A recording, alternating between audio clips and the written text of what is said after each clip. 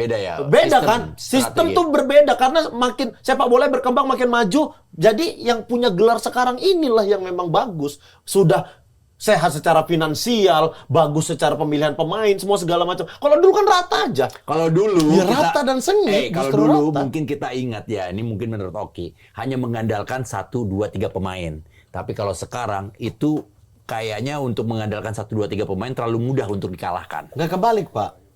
Dulu itu dari kiper sampai striker itu semua pemain hebat. Sekarang bodo amat pemainnya, sistemnya bagus. Iya, sistemnya Iya, berarti bagus. ya mengandalkan 1, 2, 3 pemain ya Betul. sekarang.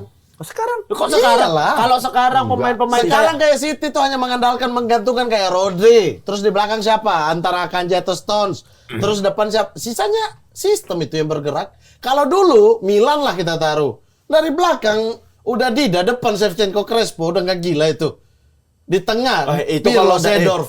kau kalau itu bicara mengandalkan semua kau kalau- karena individual kan. Dulu kau ini kapan? Kalau kau bicara Dida sampai Shevchenko itu udah sepak bola era modern Iya, lah. makanya tanya ke yang penanya. Yang penanya. Ini cerita dulu, cerita